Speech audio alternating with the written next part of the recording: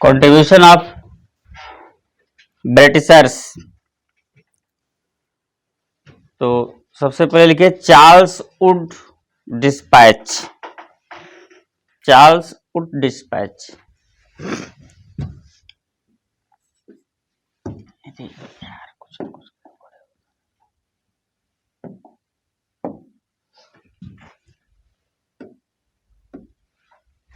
Charles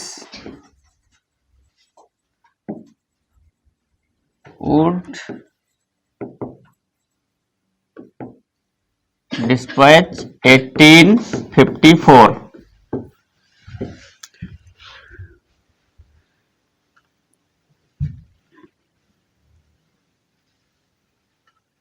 इसे भारतीय शिक्षा का मैग्ना कार्टा कहा जाता है। This is called Magna carta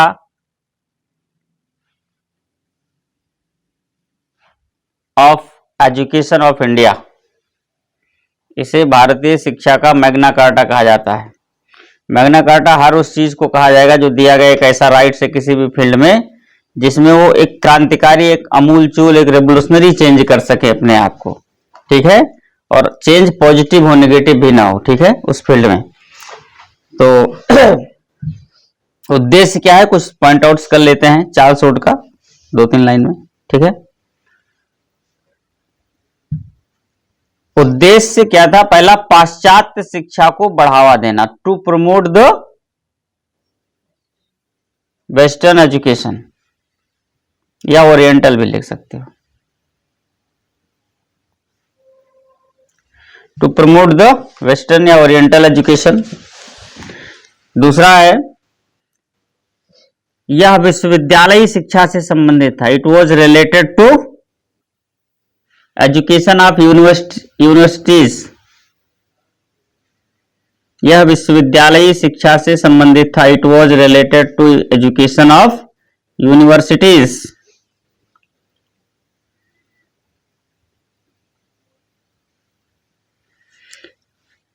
एक पॉइंट और लिखिए, इसने एंग्लो वर्नाकुलर हाई स्कूल से संबंधित, एंग्लो वर्नाकुलर हाई स्कूल से संबंधित स्कूल खोलने की वकालत की। It advocated to open the school,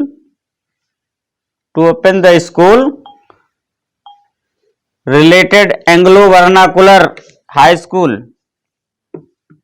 related Anglo vernacular high school. It advocated to open the school related Anglo vernacular high school. Anglo vernacular high school से संबंधित school खोलने की वकालत की, ठीक है। एंग्लो वर्नाकुलर, वर्नाकुलर का होता है देसी भाषा, देसी, ठीक है, और एंग्लो का अंग्रेज होता है। तो हाई स्कूल लेवल के वो स्कूल खोलने की बात की जाए जिसमें बेसिकली जो शिक्षा व्यवस्था है वो देसी से स्टार्ट हो लेकिन भाषा उसकी अंग्रेजी की जाए, अंग्रेजी देसी मिला के की जाए, ठीक है, मिक्सचर किया जाए, एंग्लो वर्नाकुलर स्कूल्स, ठीक है। तो कुल मिलाकर के उद्देश्य ये है कि वर्नाकुलर से स्थापित करने का उद्देश्य है कि यहाँ के लोगों को शिक्षा व्यवस्था में नाराज भी नहीं करना है, भाई आप वाली हो रही है, ठीक है, और चीजें एंग्लो के माध्यम से अपनी वाली यहाँ पर इम्प्लीमेंट कर देनी है, ठीक है। तो विद्रोह को या विरोध को मैनेज करते हुए ब्रिटिश एजुकेशन को प्रमोट करने के लिए शायद ये उनकी अपनी निजी मानसिकता है जिसको उन्होंने कहा नहीं ओपनली, ये हम समझ सकते हैं। इसके पहले की जितनी एक्टिविटीज हुई हैं ब्रिटिशर्स की, उसके आधार पर ही अगर समझना चाहे तब भी हम यही समझ सकते हैं कि जो कुछ भी किया उन्होंने अपने लिए किया, ठीक है। यहाँ का तो फिर फायदा दिखावे का था कि ये एडवांटेज आपका है, वो चाहे जमींदारी व्यवस्था हो, चाहे डेवलपमेंट के लिए रेलवे का हो, इंडस्ट्रियलाइजेशन हो, किसी भी फील्ड की बात करो, इवन एजुकेशन की ही बात कर लो।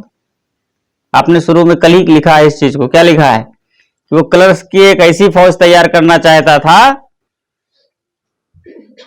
जो शरीर से तो भारतीय हो, देसी हो, क्योंकि वो चेंज भी नहीं कर सकता कोई फिजिकली, लेकिन मेंटली वो अंग्रेज होने चाहिए, दिमाग से उनकी सोच ब्रिटिशर्स होनी चाहिए, ब्रिटिश होनी चाहिए। ऐसी शिक्षा व्यवस्था। तो इसमें किसका लाभ है? ऐसे क्लर्क्स का फौज। फौज भी एक अपने आप में शब्द है। क्लर्क कोई सेना है क्या जो फौज कही जाएगी?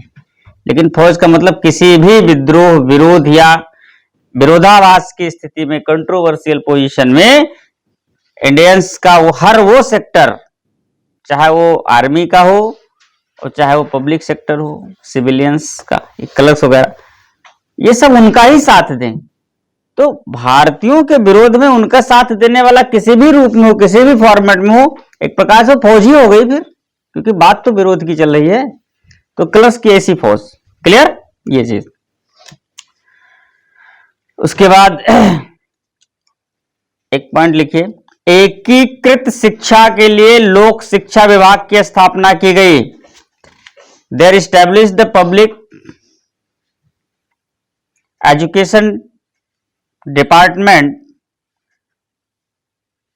There established the public education department for unite education. एकीकृत शिक्षा के लिए लोक शिक्षा विभाग की स्थापना की गई।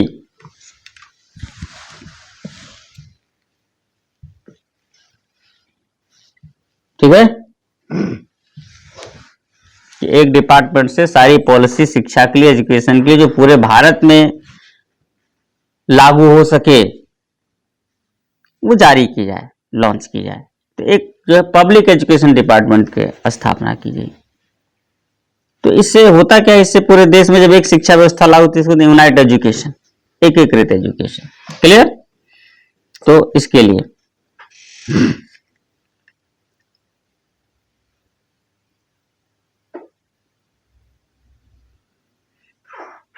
तकनीकी एवं व्यावसायिक विश्वविद्यालयों की स्थापना की संस्तुति की गई। तकनीकी और व्यावसायिक विश्वविद्यालयों के स्थापना की संस्तुति की गई। It was recommended to establish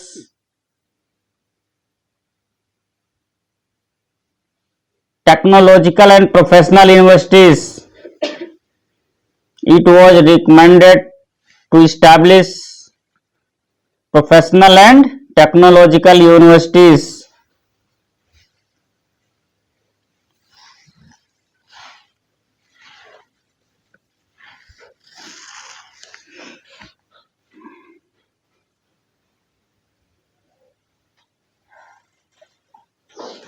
ठीक है, तो ये चार्ल्स वुड डिस्पैच रहा है जो विश्वविद्यालय शिक्षा से, यूनिवर्सिटीज के या हायर क्लास के, हायर एजुकेशन से रिलेटेड था। ठीक है, एक क्वेश्चन इस पर आता है इस रूप में, क्योंकि फिर और भी कई ऐसे आयोग आएंगे, कमेटी जाएंगी। ठीक है, रूल्स आएंगे ब्रिटिशर्स के, जिसमें सिर्फ इतना ही पूछा जाता कि संबंधित किससे, प्राइमरी शिक्षा से, मिडिल एजुकेशन से, या फिर हायर एजुकेशन से। ठीक है, तो ये हायर एजुकेशन से रिलेटेड है, चार्ल्स वुड डिस्पैच, इसको हाईलाइट आप कर सकते हो। ठीक, बाकी इसके कंटेंट है। इस डिस्पैच के आधार पर 1857 में 3 विश्वविद्यालय, कलकत्ता, मुंबई और मद्रास, लंदन विश्वविद्यालय के नमूने पर खोले गए। There opened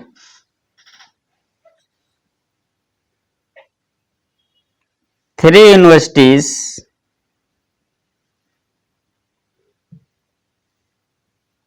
universities Calcutta, Bombay and Madras.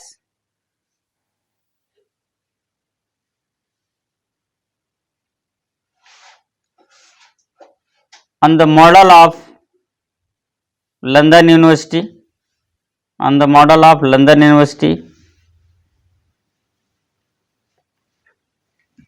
in 1857।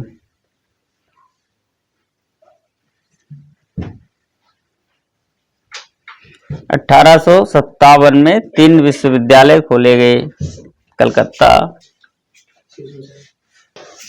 ठीक है,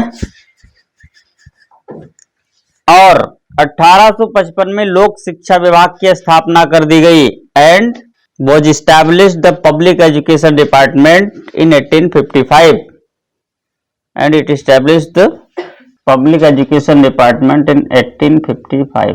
1855 में लोक शिक्षा विभाग की स्थापना कर दी गई। ठीक है, ओके।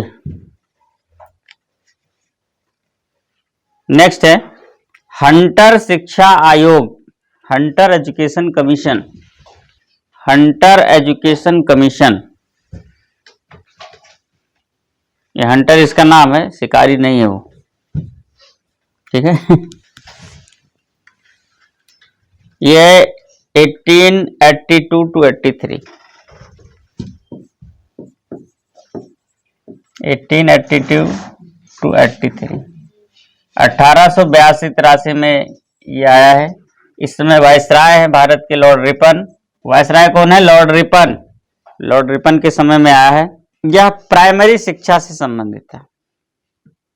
इसकी धाराएं हैं, धारा नंबर 1, यह प्राइमरी शिक्षा से संबंधित है। पहली बात, it was related to primary education.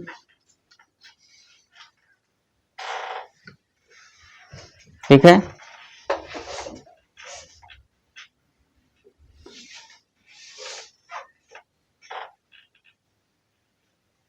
इसने जो है प्राथमिक स्तर पर शिक्षा को मातृभाषा में उपलब्ध कराए जाने की संस्तुति की है। इसने it recommended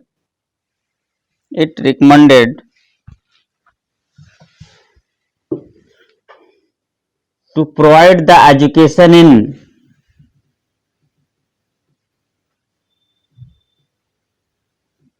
mother tongue, to provide the education in mother tongue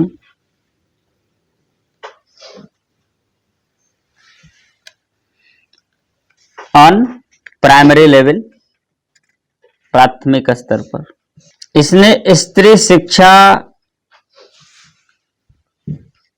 को भी प्रोत्साहन दिया है, यह सपोर्ट किया है। It supported the women education also.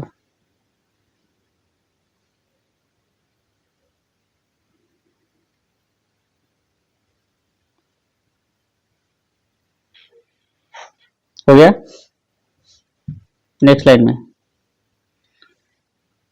On the base of this commission, on the base of this commission they are established two universities,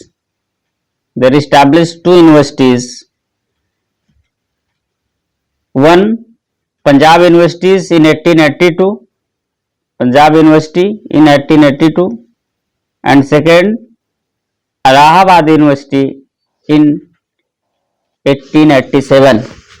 इसकी संस्तुति, इसके आधार पर दो विश्वविद्यालयों की स्थापना की गई। 1882 में पंजाब यूनिवर्सिटी विश्वविद्यालय और 1887 में इलाहाबाद विश्वविद्यालय।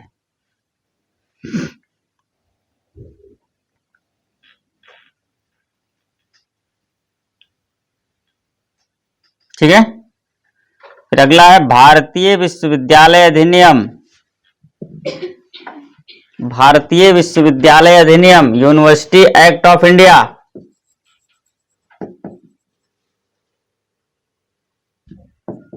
यूनिवर्सिटी एक्ट ऑफ इंडिया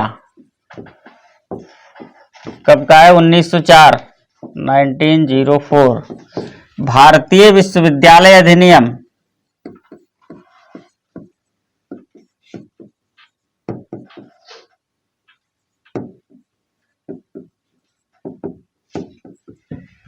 भारतीय विश्वविद्यालय अधिनियम 1904, university act of India 1904।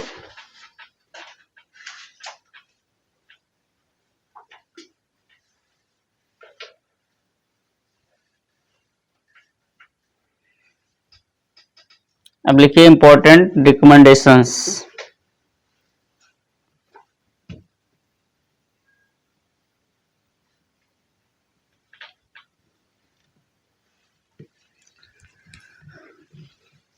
Number 1, विश्वविद्यालयों पर सरकारी नियंत्रण बढ़ा दिया गया। There increased the official control on universities.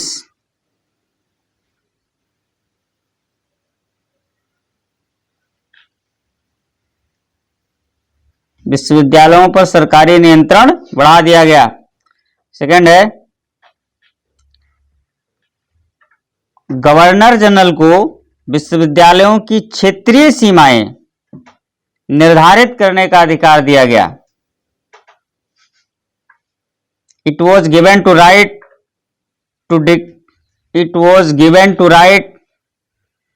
To fix regional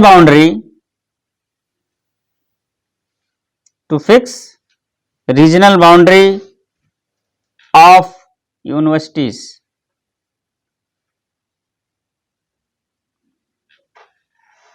to governor general, ठीक है। It was given to right to governor general, वही डाल लीजिए, आगे पूरा कर दीजिए, ठीक है। Okay,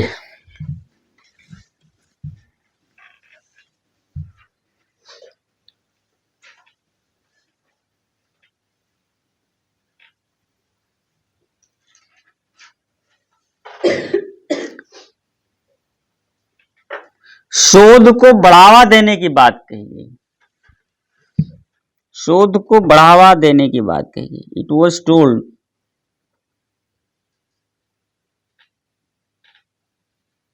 to promote the research. It was told to promote the researches and focused to establish the laboratories and libraries and focused to establish the laboratories and libraries। पुस्तकालयों और प्रयोगशालाओं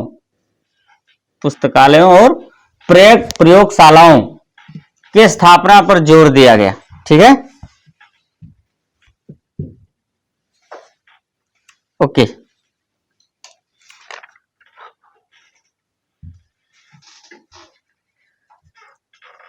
फिर 1813 का सरकारी प्रस्ताव। हेडिंग डालिएगा, 1813 का सरकारी प्रस्ताव, official proposal of 1913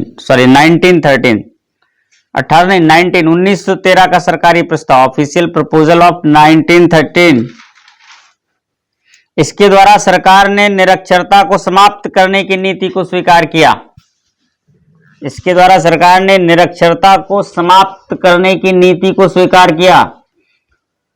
according to this proposal the government accepted to abolish the illiteracy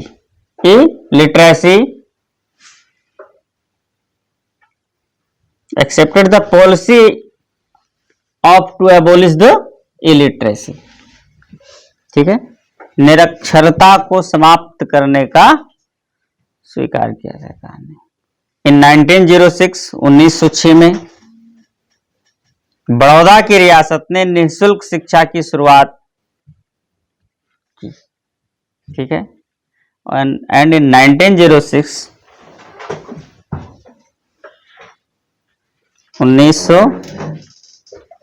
में द गवर्नमेंट ठीक है, रियासत, किंगडम नहीं, रियासत ही लिख दो यार, कोई दिक्कत नहीं है, रियासत ही है। रियासत of Baroda started to give the free education.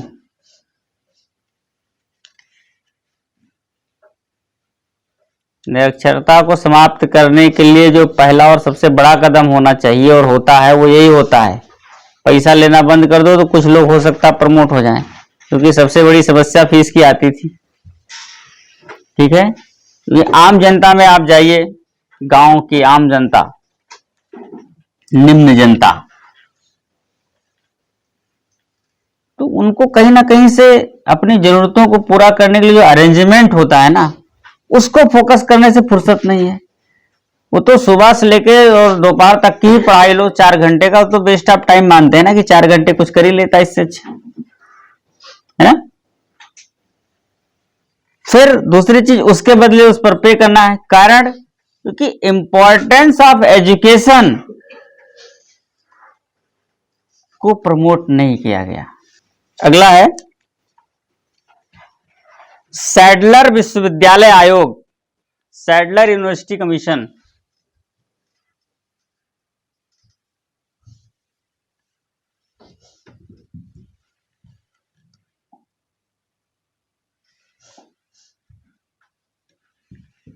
Sadler university commission.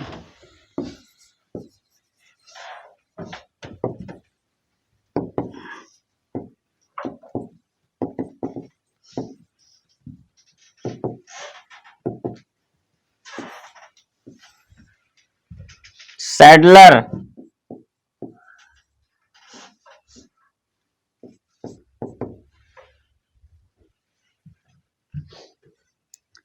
Chelmsford उस समय वायसराय हैं, लॉर्ड चेम्सफोर्ड, लिख दे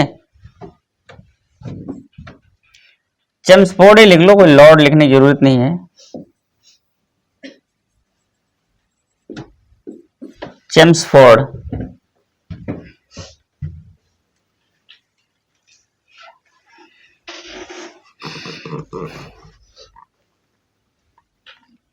एक्चुअली दिस, नोट करना है, करते रहिए।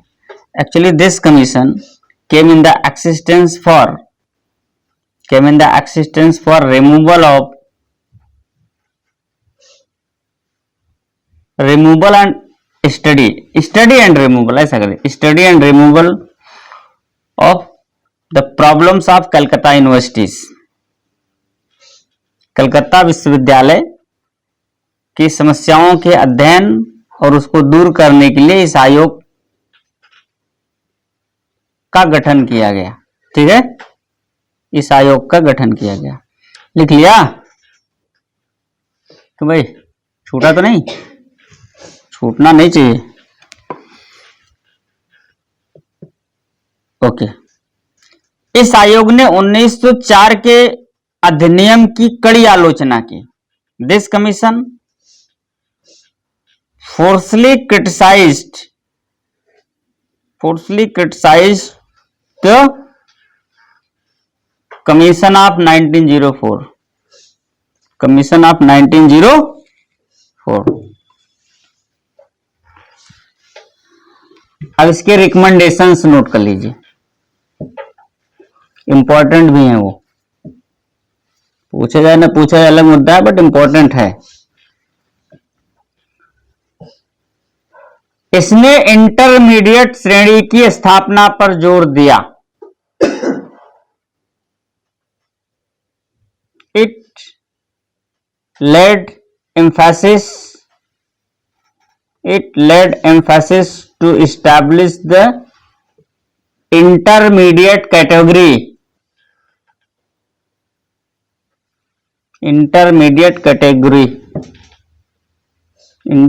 हाई स्कूल के बाद ग्रेजुएशन होता था, इंटरमीडिएट नहीं था। अभी पहली बार इसने रिकमेंड किया है। तथा हाई स्कूल की जगह इंटरमीडिएट के बाद स्नातक में प्रवेश की संस्तुति की। And recommended to entrance in graduation after intermediate at the place of high school. इसने हाई स्कूल की जगह इंटरमीडिएट के बाद स्नातक में प्रवेश की संस्तुति की।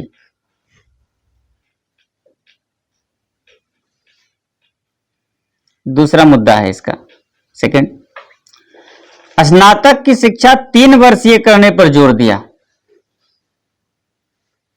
ठीक है, focus and to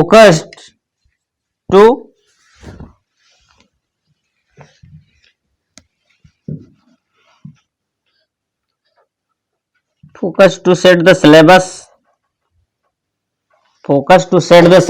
of graduation for 3 years. स्नातक की शिक्षा 3 वर्षीय करने पर जोर दिया। जो स्नातक का सिलेबस है वो 3 वर्षीय पाठ्यक्रम करने के बाद, ठीक है।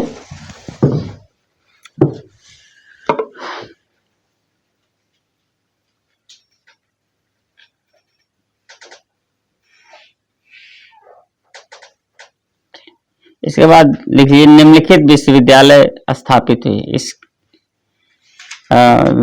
सैडलर विश्वविद्यालय क्या सैडलर विश्वविद्यालय आयोग के आधार पर निम्नलिखित विश्वविद्यालय स्थापित। They are establish the given universities on the base of Sadler commission.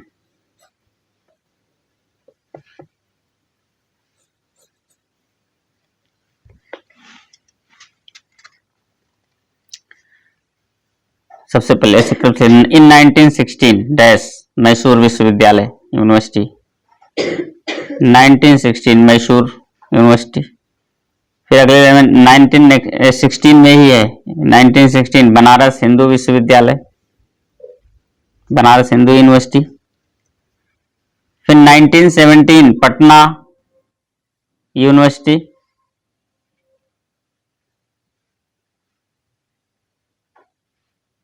Nineteen 1918 Osmania university. उस्मानिया है कहाँ भाई? दिल्ली में ही। फिर 1920 अलीगढ़ यूनिवर्सिटी।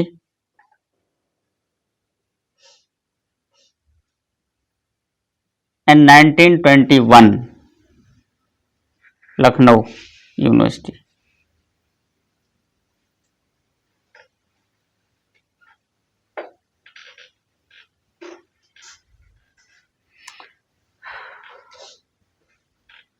नेक्स्ट पॉइंट, नहीं विश्वविद्यालय हो गया, मतलब अगला प्रयास अंग्रेजों का। एजुकेशन अंडर डायरकी इन प्रोविंसेस या states. Education under dyarchy of provinces या स्टेट्स। प्रांतीय द्वैध शासन के अधीन शिक्षा, प्रांतीय द्वैध शासन के अधीन शिक्षा। Education under dyarchy of provinces या स्टेट्स, ठीक है। 1919 के मॉन्टेग्यू चेम्सफोर्ड सुधार के अंतर्गत, मॉन्टेग्यू चेम्सफोर्ड सुधार के अंतर्गत शिक्षा निर्वाचित मंत्रियों के अधीन कर दी गई।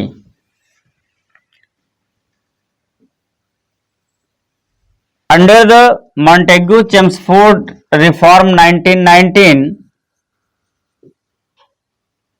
Under the Montagu Chelmsford reform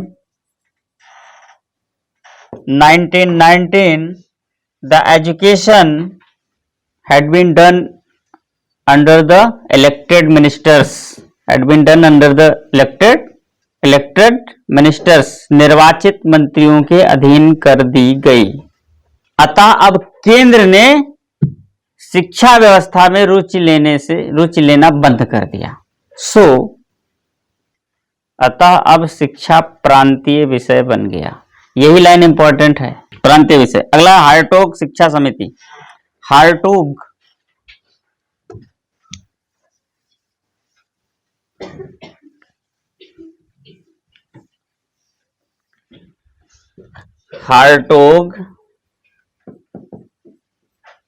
education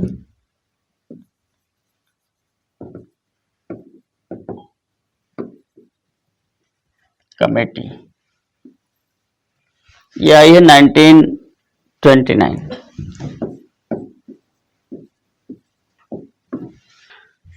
चलो यार, हार्टोग शिक्षा समिति 1929 साइमन आयोग के संस्तुति पर on the recommendation of Simon commission, बस छोड़ दीजिए, शॉर्ट में लिखिएगा, on the recommendation of the Simon commission. इसमें प्राथमिक शिक्षा पर बल दिया गया। ये जितने एच वाले हैं, हा से शुरू हुआ है, सब प्राथमिक शिक्षा से रिलेटेड हैं। एक उधर आया था हंटर, इधर आया हार्टोग, ठीक है, इतने ध्यान रखना है।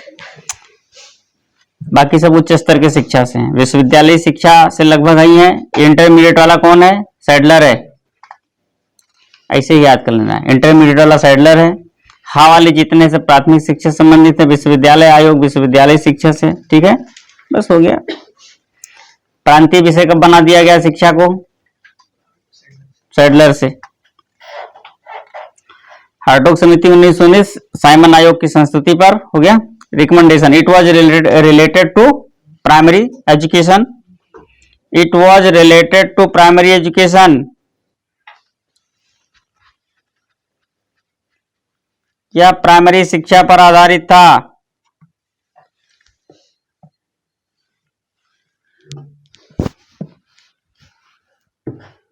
प्राइमरी शिक्षा पर आधारित था। आधारित क्या मतलब? ठीक है, रिलेटेड लिख लिया ना। प्राथमिक स्तर पर व्यावसायिक और औद्योगिक शिक्षा की वकालत की। Second point, advocated, second point, to advocated establish the professional and industrial education, to establish the professional and industrial education on the primary level। Primary level पर कौन सा एजुकेशन इंडस्ट्रियल दी जाएगी? ये प्रोफेशनल है। प्राइमरी लेवल पर कौन सा हो जाएगा प्रोफेशनल एजुकेशन? प्राइमरी लेवल मतलब 1 to 5 और उसमें 8th तक मान लो, क्योंकि उसमें भी मिडिल क्लास है। प्राइमरी सेक्टर में 2 सेक्शन है, एक प्राइमरी सुविधा है, एक मिडिल है, उसके बाद हाई स्कूल है, सेकेंडरी है ना, फिर हायर सेकेंडरी और फिर स्नातक है, ये है। तो प्राइमरी एजुकेशन में अगर प्रोफेशनल को इन्वॉल्व किया जा रहा है तो क्या इन्वॉल्व किया जा रहा है?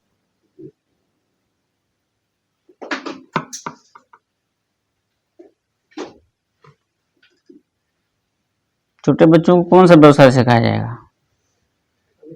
ये क्लियर नहीं है, अभी भी नहीं सिखाया, तब क्या सिखाया जाए? इन्होंने कहा प्रमोट करो, हुआ नहीं होगा, पक्का है जाने दो। इन्होंने दरियादिली दिखाई कि इनको भी व्यवसायिक शिक्षा।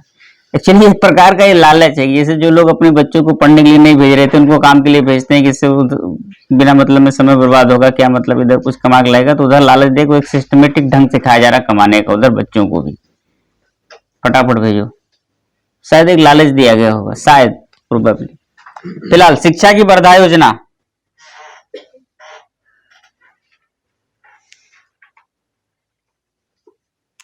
शिक्षा की वर्धा योजना, Wardha plan of education 1937, Wardha plan of education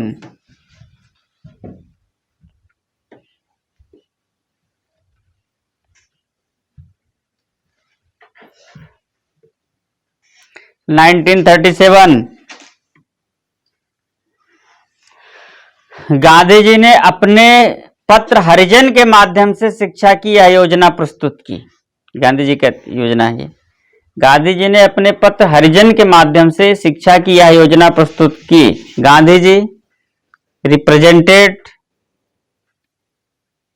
this plan of education by the medium of his newspaper, by the medium of his newspaper Harijan.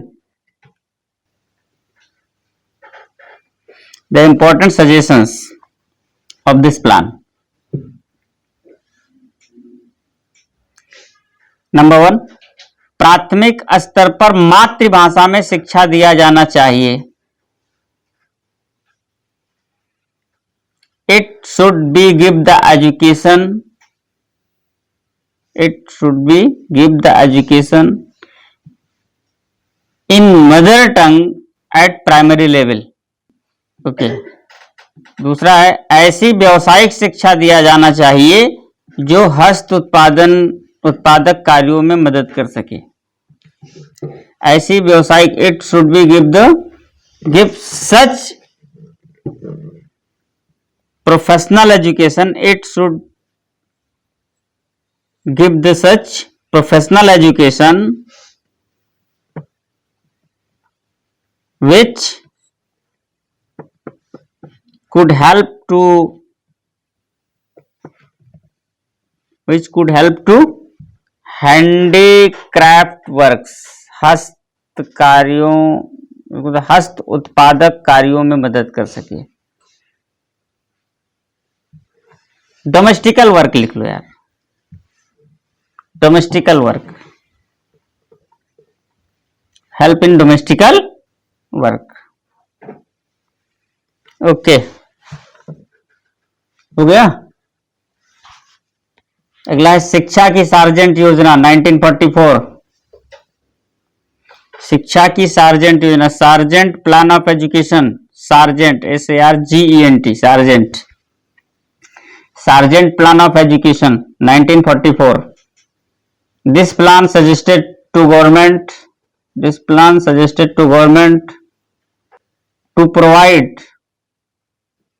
to provide compulsory and free education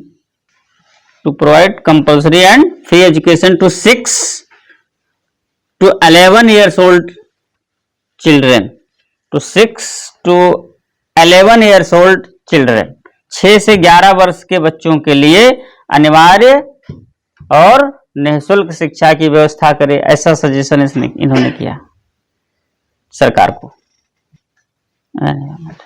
फिर राधा कृष्णन आयोग, राधा कृष्णन कमीशन 1948, राधा कृष्णन कमीशन 1948। पहला recommendation वो लिखिए, suggestions लिखिए इन लोगों का, सरकारें तो सरकार को सजेशन जाएगा, ठीक है। शिक्षा को समवर्ती सूची में शामिल किया जाए, तो 1 कॉन्करेंट, इन कॉन्करेंट लिस्ट, तो समवर्ती सूची,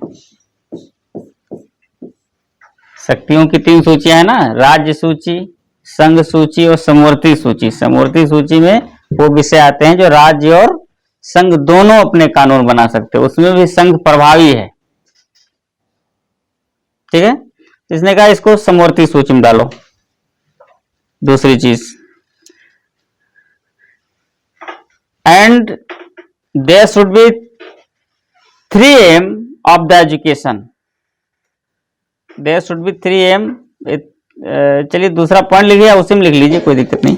and there should be 3 M of the education, और शिक्षा के 3 उद्देश्य होने चाहिए।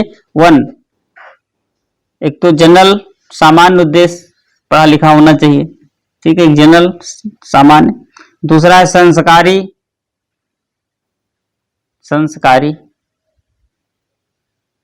ये कौन सा उद्देश्य, संस्कारी उद्देश्य, अरे अदब, एक लहजा कब क्या किसके क्या व्यवहार करना है ना, कल्चरल हो जाएगा। तो सेकंड है कल्चरल, और तीसरा है व्यवसायिक, 3rd प्रोफेशनल। तीसरी सिफारिश है वो ये है, प्रशासनिक सेवाओं के लिए स्नातक उपाधि की अनिवार्यता समाप्त की जानी चाहिए। इसके बाद विश्वविद्यालय अनुदान आयोग की स्थापना की जानी चाहिए। It should be establish the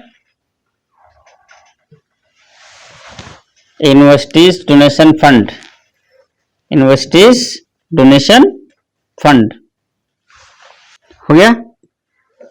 तो ये राधा कृष्णन आयोग हैं, हमको लगता है ये काफी ठीक है, पॉपुलर रहा है और एक मील का पत्थर माना जाता है इनकी रिकमेंडेशंस को। शिक्षा के क्षेत्र में जो कोई भी नई चीज लाई गई, शिक्षक दिवस इन्हीं के जन्म दिवस पर मनाया जाता है। जन्म दिवस पर मनाया जाता है कि पुण्यतिथि पर? जन्म दिवस में पुण्यतिथि कोई भी सेलिब्रेशन नहीं होता है, कभी भी, ध्यान रहे। एक आयोग और है, नाम और डेट लिख लीजिए, बस कुछ नहीं करना है। कोठारी शिक्षा आयोग 1964, 1964 तक का पूरा लेके चले गए हम। कोठारी शिक्षा आयोग 1960, कुछ करना नहीं है, शिक्षा के बारे में जितना पढ़ना था हम लोग पढ़ लिए। 64,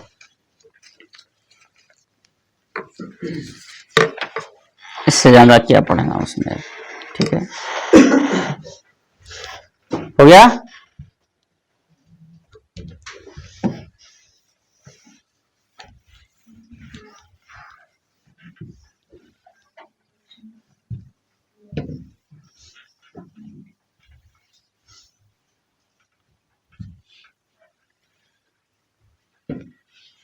एक सेक्शन हम लोगों ने पूरा किया आधुनिक भारत के इतिहास का।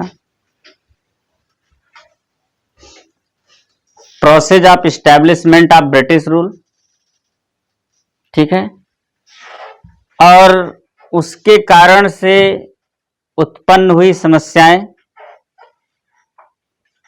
फिर उसका रियलाइजेशन टू इंडियंस, भारतीयों को उसका realization, and the some reaction of Indians against Britishers as the revolt movements, ठीक है, ये सारी चीजें हम लोगों ने पढ़ा। एक सेक्शन लगभग कंप्लीट हो। अगले सेक्शन में हम लोग निकलेंगे, वो यात्रा होगी भारत की स्वतंत्रता संघर्ष की, ठीक है।